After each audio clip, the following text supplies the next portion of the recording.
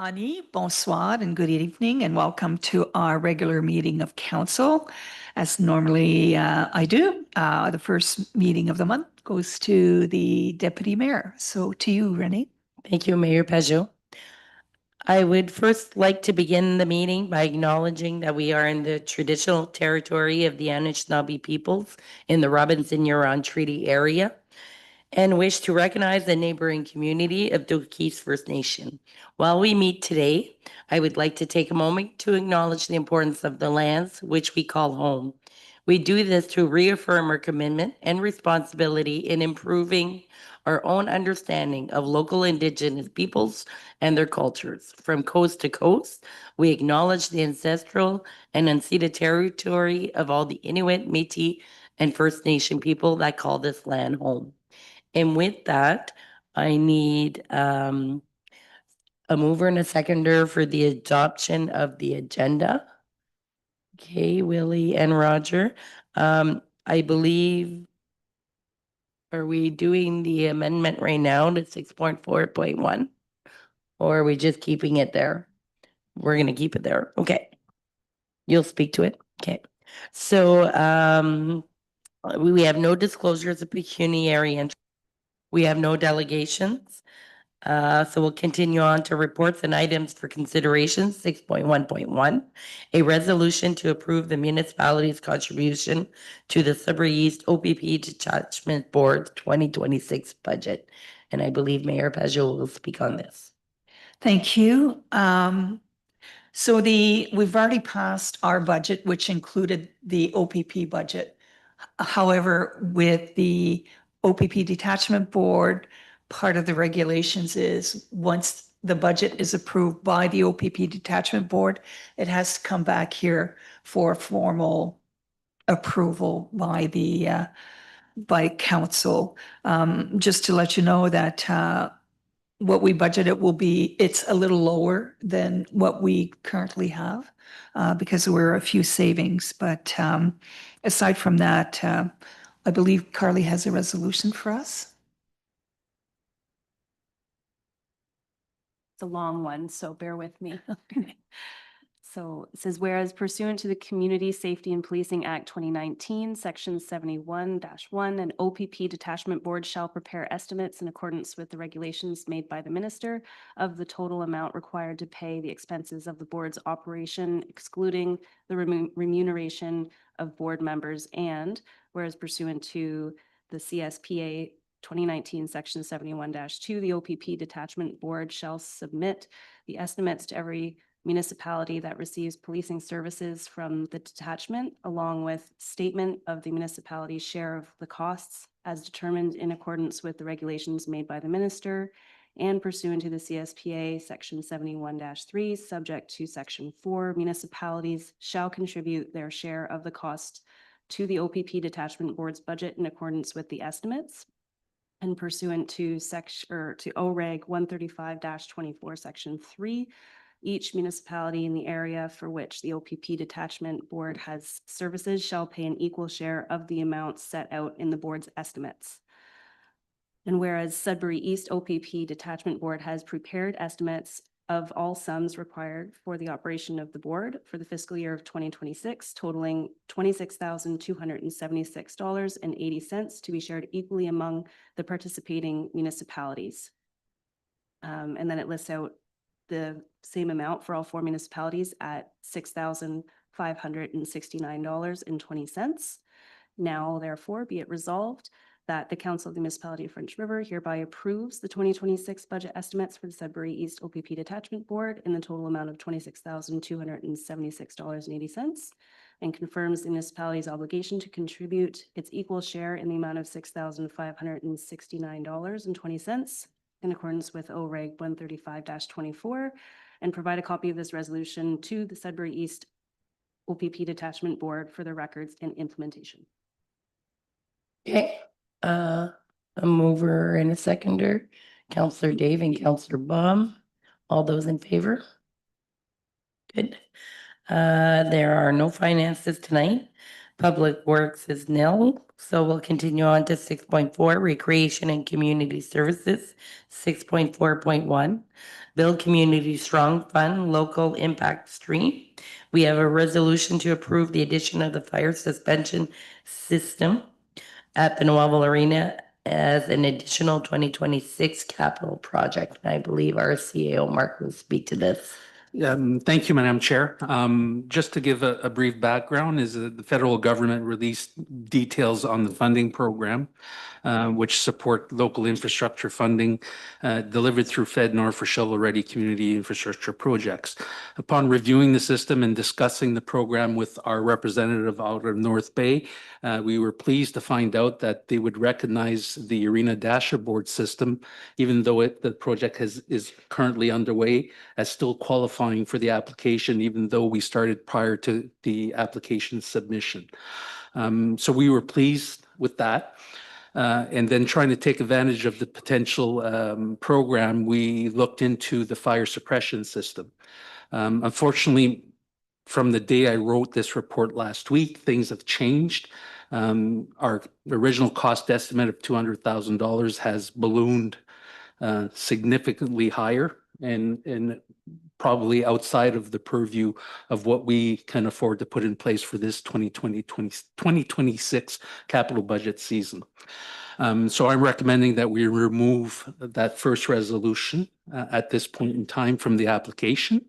But I'm still recommending that council proceed with authorizing us to submit the application for the Arena Boards project at a cost of $450,000, which is already approved by council, with a contribution from the federal program of $225 and our contribution of $225. Anybody have any questions? I need a mover and a seconder. Counselor Willie and Counselor Dave. Do you want to read the resolution?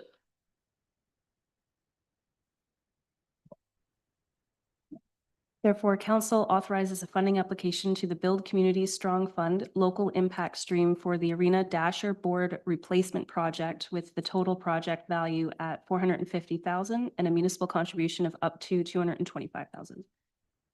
All those in favor? Passed. 6.5, Emergency and Protection Services, 6.5.1. We have the report 2026 flooding event report. I believe it's all in there. Mark will speak to this since Rock's not available tonight. Thank you, Madam Chair. As promised to council, we said that we would come back with a report detailing the events that we went through in 2026 during the flooding events. So you'll see the background, and I'll briefly go to the main points, as all the information is already within the report. So following the summary of the municipal response and impacts related to the flood events, we did declare a significant weather event as of April 14th due to the substantial rainfalls that we had received leading into that date. The state of emergency was declared by the mayor on April 15th and was terminated on April 27th. The emergency control group held 10 meetings. Myself, along with the fire chief, who's also the community emergency management coordinator for the municipality, attended more than 20 meetings with the Sturgeon-Nipissing French Watershed Committee. Total of 20 roads were affected during that event. Most affected roads were repaired within 24 hours. 2 municipal roads were flooded for over 30 days. Highway 607 was flooded for approximately 30 days in 2 separate locations, affecting some residents and some businesses. One private road was also flooded for an extended period of time, over 30 days. A total of 20 residents that we're aware of reported flood impacts to us at the municipality. And a volunteer firefighter staffed the Albin Fire Station for 20 days straight for 8 hours per day. And then we, with our capabilities, with our drones that we have at the municipality, we're able to fly over some of the affected areas and provide information to the dam managers in terms of the impacts that were being realized within our municipality. 18 members of the Ontario Search and Rescue Volunteer Association through the provincial assistance with the provincial declaration were in our community for a period of time to assist with sandbagging. We did receive assistance from grade 7 and grade 8 students from Manettville Public School. Approximately 20 of them helped out with sandbags, which is great and very appreciated. And approximately 40 residents did volunteer their times in assisting and providing assistance. These were done through 2 sandbagging stations that were held at the community center, in the Albin Community Center and the Noelville Community Center. We did provide a total of 7,000 sandbags that were deployed from the municipality to assist local residents. We did provide some assistance to Heavy Inlet and the municipality of Killarney, who were short bags at the onset of the flood, and those bags have been replaced from there. So we're looking in our current inventory now in preparation for future events is we're sitting at about 8,000 bags in storage. Council did authorize the use of the landfill for affected residents. You'll see from the report, 1 resident at this time has taken advantage of that situation, and we're still open for others as we haven't met the threshold that was approved by council. One thing I'd like to point out is disaster recovery assistance. There's 2 programs offered by the province, one for municipal assistance.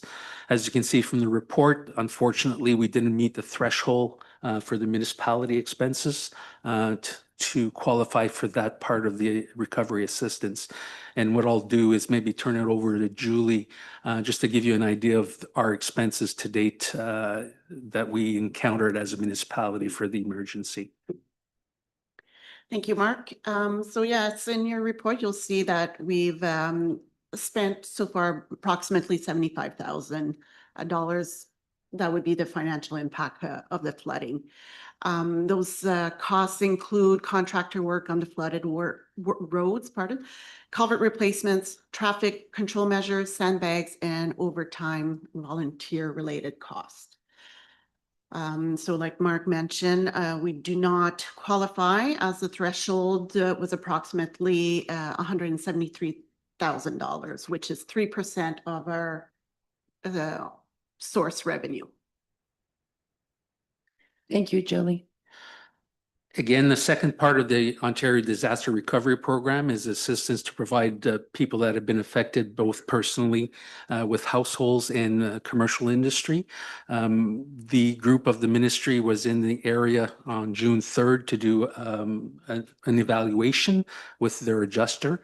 As of the date of this report, we had still not received confirmation whether we as a municipality would qualify for the program or not. And we're hoping to receive an answer by April 16th, if I'm not mistaken, Madam Mayor, July 16th. If successful, the staff will work in terms of putting out the information on how to residents can make application for assistance. And we did identify 3 main areas of concern of people who needed assistance.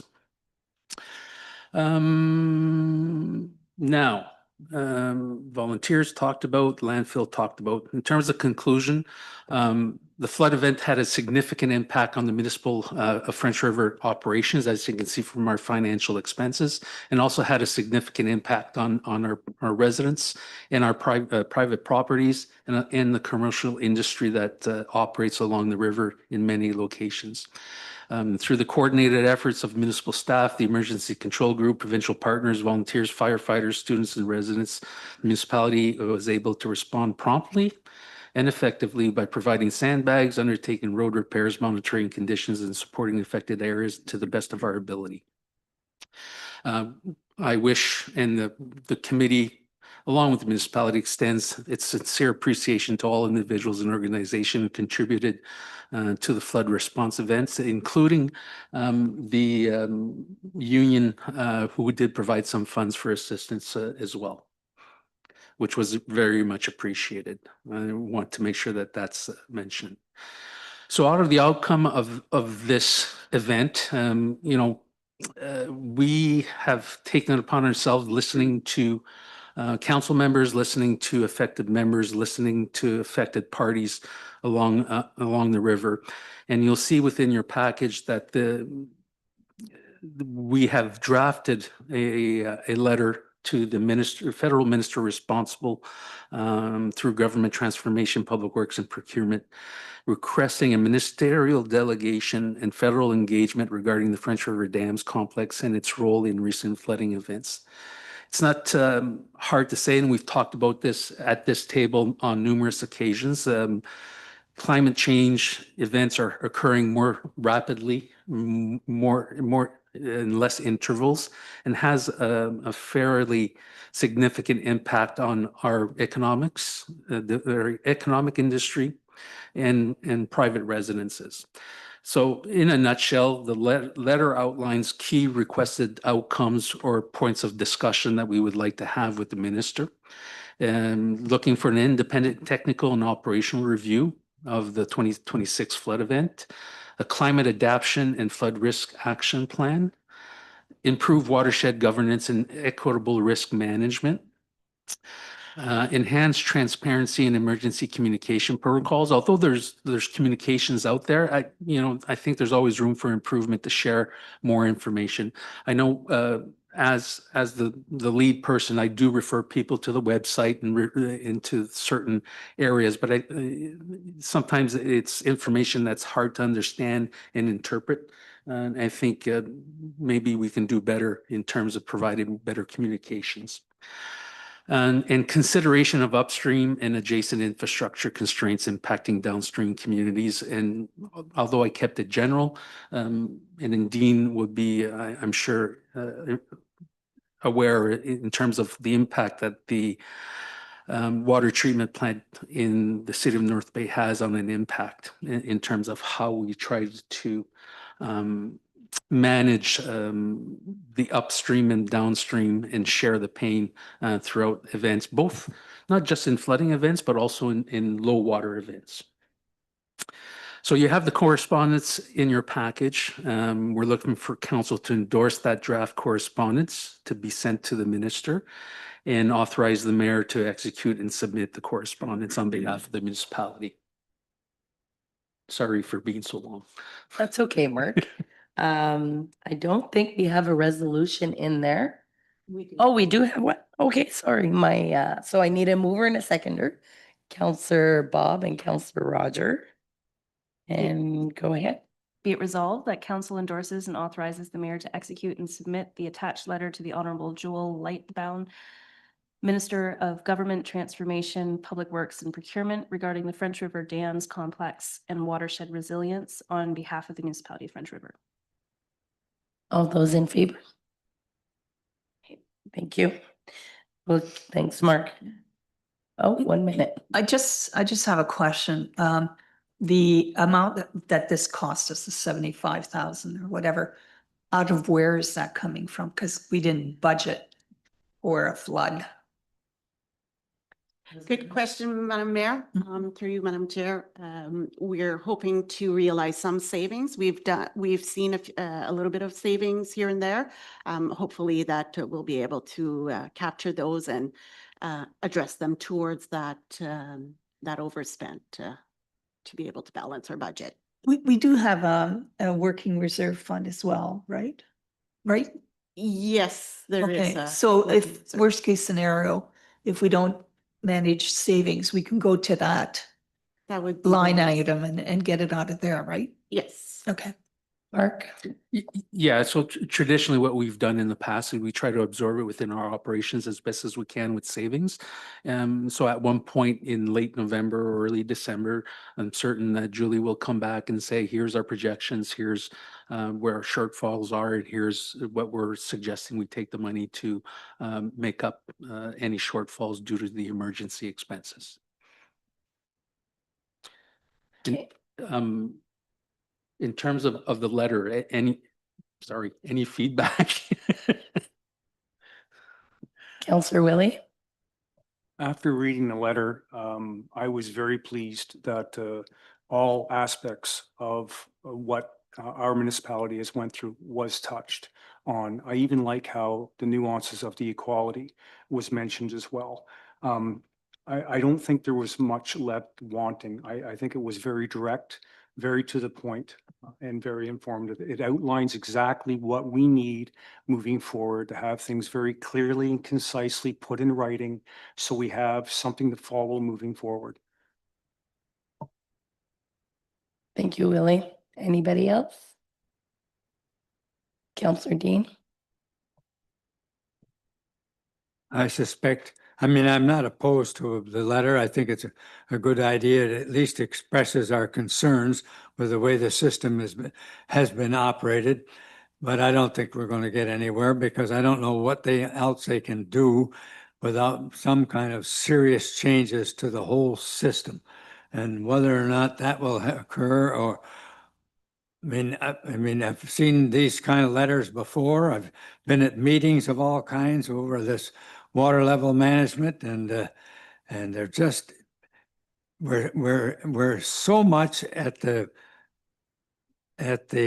what the weather conditions are at the runoff period in March and April.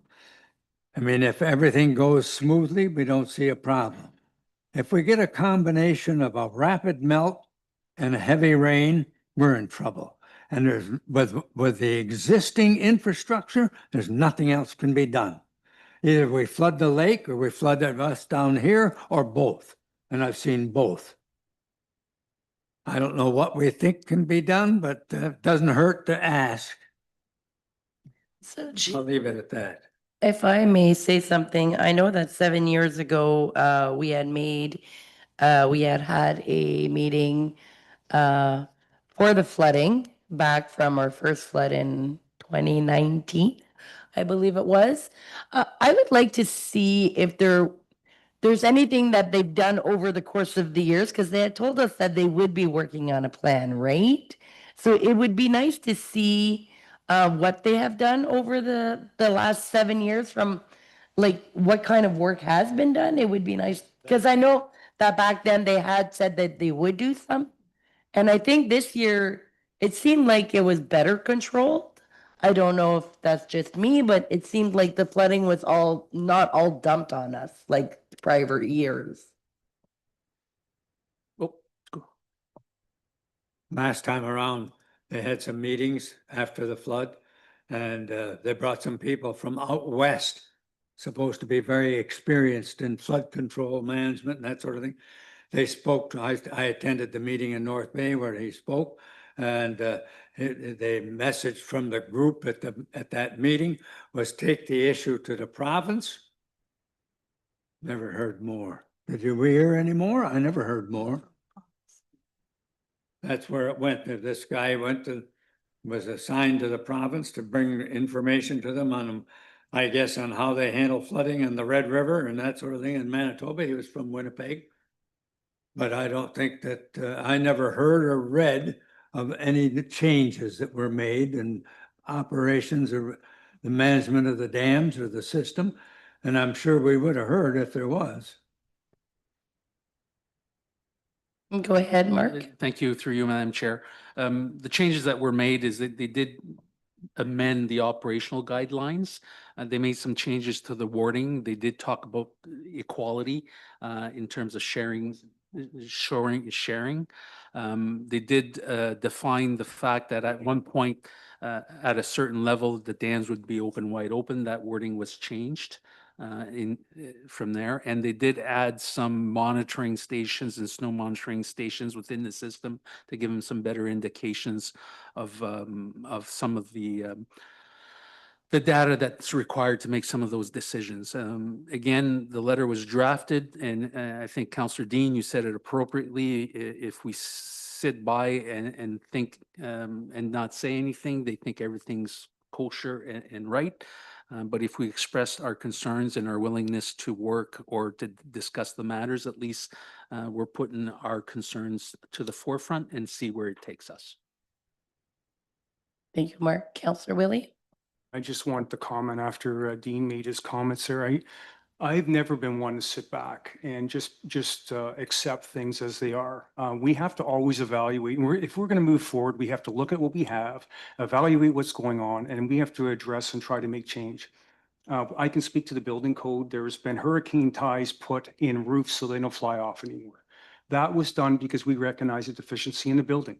So we have to look at these processes again, and we have to see where efficiencies could be made or changed. To sit around and say, we're at the mercy of extreme weather events, there's nothing we can do, I have a hard time accepting that.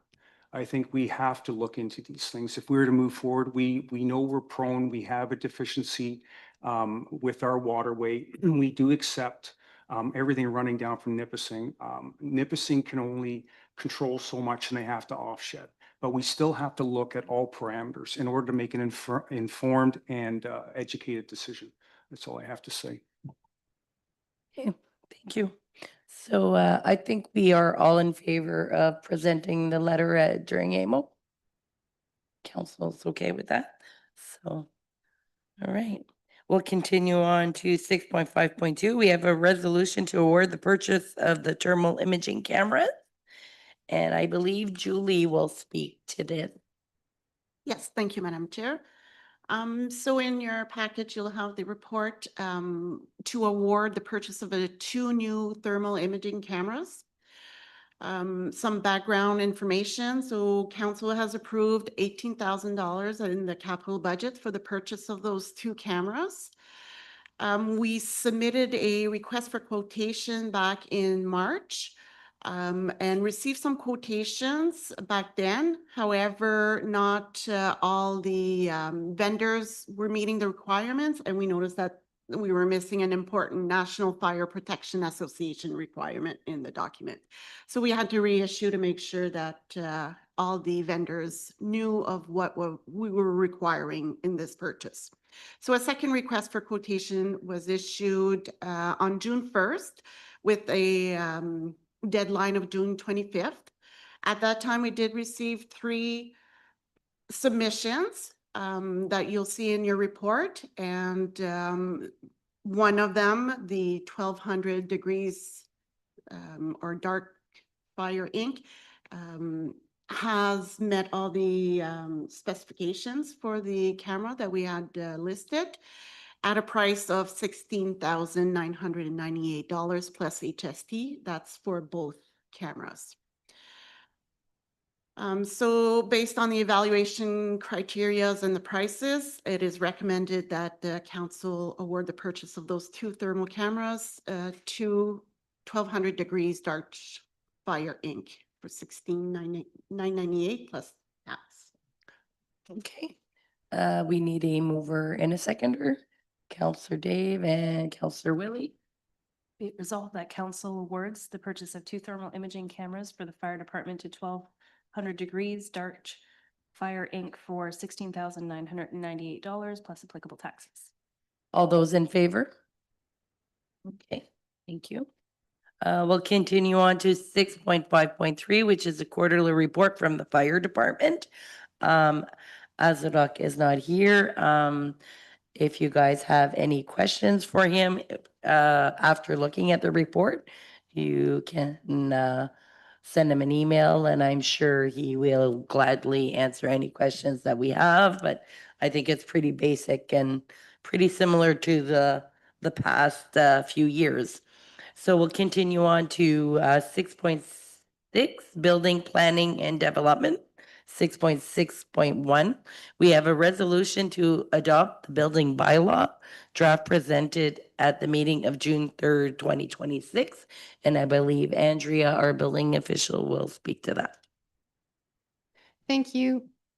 Through you, Madam Chair. So this building, the draft building report was brought to council at the last council meeting in June 3rd. And as required by the Ontario Building Code Act, any changes to the fees in a building bylaw need to be posted to the public for 21 days. The municipality posted the changes to the bylaw on the municipal website and also to the municipal Facebook page to put it out to the public that we were making these changes. Up until this meeting, I had received no response from the public about any issues with these changes. And if, unless council has any questions this evening, I recommend that the bylaw be passed this evening. Anybody have any questions? Seeing none, I need a mover and a seconder. Counselor Bob and Counselor Roger. Be it resolved that bylaw 2026-40 being a bylaw respecting construction, demolition, and change of use permits and inspections be read a first, second, and third time and finally passed. All those in favor? We'll continue on to 7, the correspondence. We have 7.1. We have a donation request for the kids golf tournament at Maples. I believe we have a resolution. I need a mover and a seconder or a recommendation. A request. A mover and a seconder. I believe it says that we're gonna sponsor a hole. Does anybody have any questions?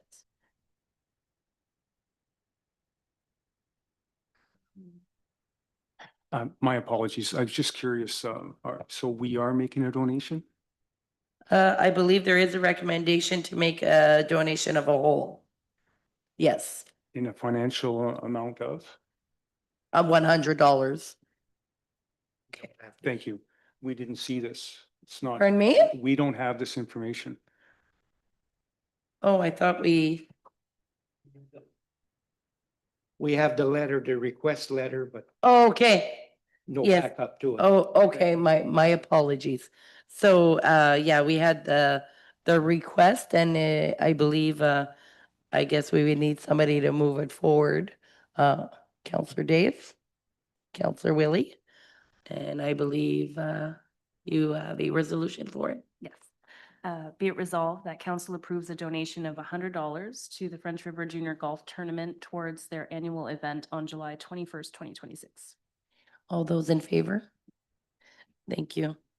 So this is the kids' golf tournament that they have annually at the Maples. So he said anything. So we'll continue on with, we have the consent agenda. We need a mover and a consent, and a seconder to adopt so Counselor Willie and I need a seconder, Counselor Dave. Be it resolved that council approves the items of the consent agenda under section 8.1 and receives the items under section 8.2. All those in favor? Okay, thank you. There are no items separated from the consent agenda. Now we will move, no notices of motions. We will move on to announcements and inquiries, and I believe Mayor Pejot would like to proceed first. I do. Sorry, Bob. Nice try, Bob. That's what, the good part of not chairing is that I get to say, go first announcement, not last as normal. But one of the reasons I wanted to go first is because I want to express once again my sincerest thanks to the staff, especially Mel and Jason, who put Canada Day together for us. And, you know, and it had to be moved inside the arena, which was the best move because of the amount of heat. I also want to thank members of council who worked so hard on the barbecue. Man, as I said to you in my email, I think the municipality owes you a shirt and a stiff drink. So that was a hot one out there. Also, the Firefighters Association for once again doing their dunk tank, and that got us a bit of publicity on the news, which I thought was really nice. The only other thing that I have is the French River Lions Club is hosting a car show at Dee Dee's on July 18th. Starts, I believe, at 10 o'clock and goes through till 3. And they're going to be highlighting a lot of antique cars and bikes and whatever. And the proceeds that are being raised will go to the food bank. So that's very much appreciated. So that's not this Saturday, next Saturday, between 10 and 3 a.m. Oh, 3 a.m. Yeah, right. 3 p.m. at Dee Dee's Restaurant. And that's all I have for now.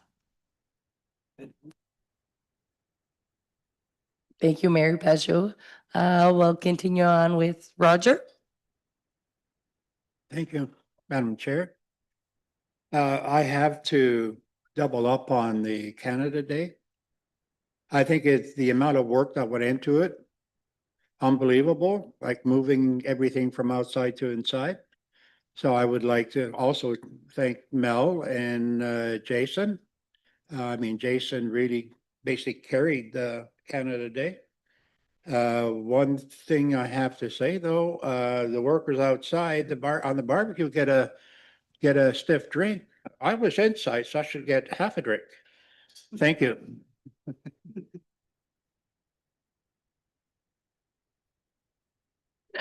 Counselor Bob. Thank you, Madam Chair. I think Counselor Roger, you should get a full drink, but we'll give doubles to the people outside. There you go.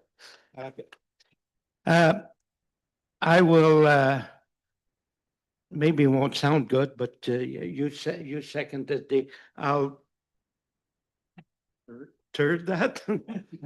And I have to say thank you to Mel and Jason and all the organizers, all the volunteers, all the people that attended. Just seeing the smiles of the kids, the children, the games, the face painting, the bouncy, whatever you call them there. And some of the kids complained though, because they said there was an adult in there. Oh, no. But that has to go. And anyway, thank you to everyone. It was a super day.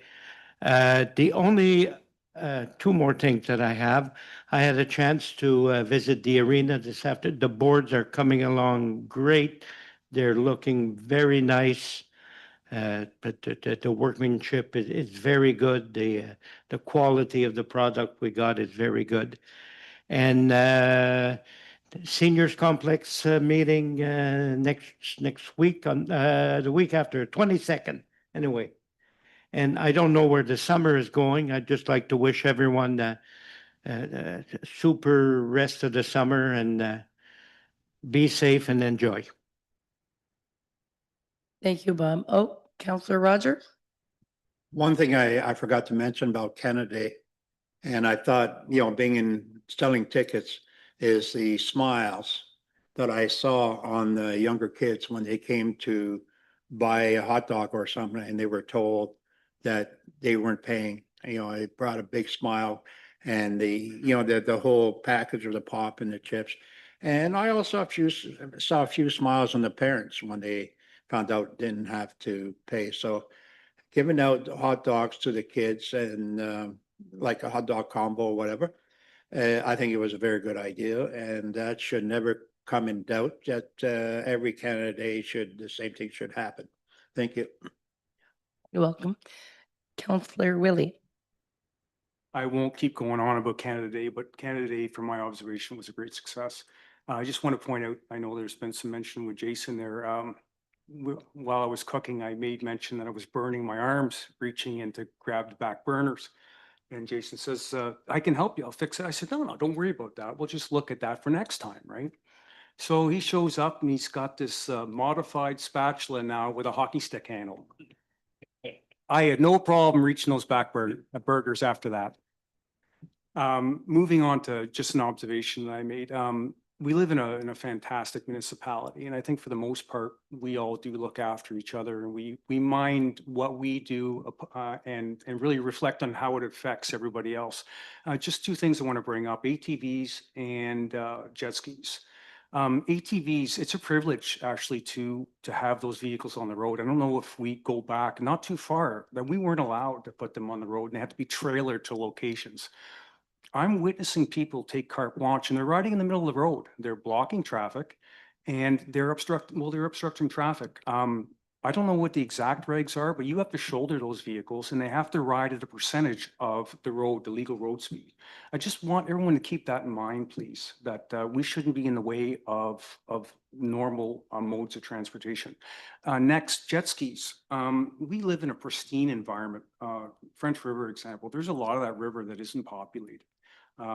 Wild sounds, wild animals, and there's nothing that breaks that than hearing a jet ski do circles, porpoising the thing, jump up and down, all over the place, revving and cranking the music on these machines. For what reason? Put earbuds in.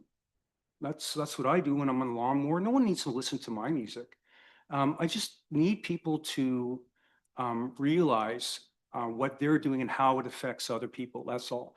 You're enjoying your activity, that's great. Other people may not be enjoying that activity as well. So I just want to put that out there. I know probably in many instances, we're not doing this on purpose. Sometimes we just need a reminder of what we're doing and how it affects others. That's all I have. Thank you. Thank you, Councillor Willie. Councillor Dean?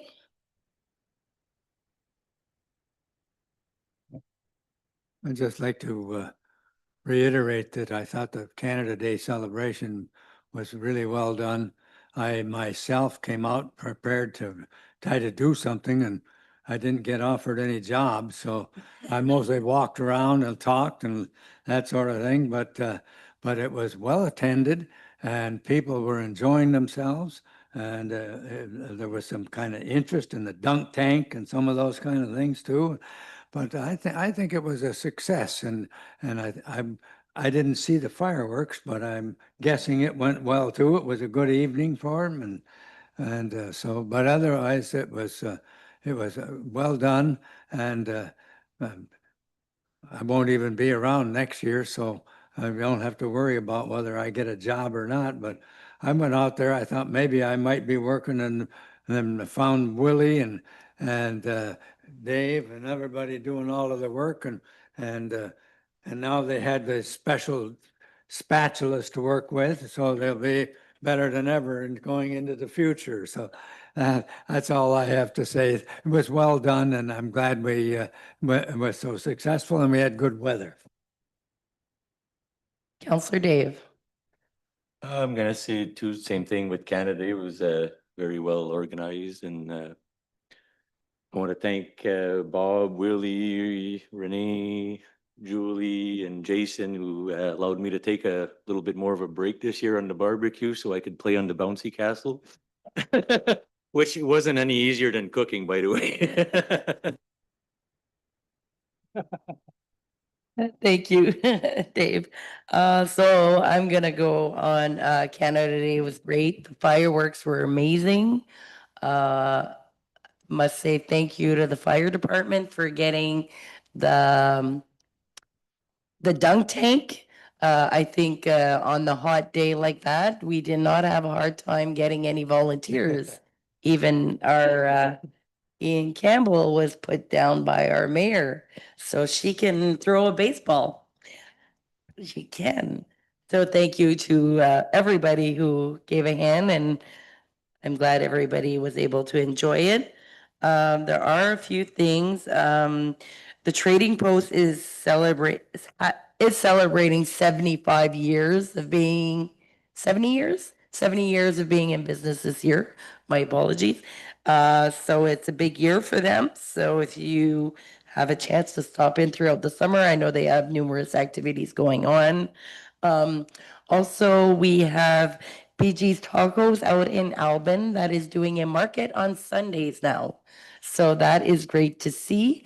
It's nice to see that we have all these businesses around in the area, whether it be food or markets, or it's really nice to see the livelihood in the communities of all these extra businesses. And I know that the tourists or the seasonal people are really enjoying it.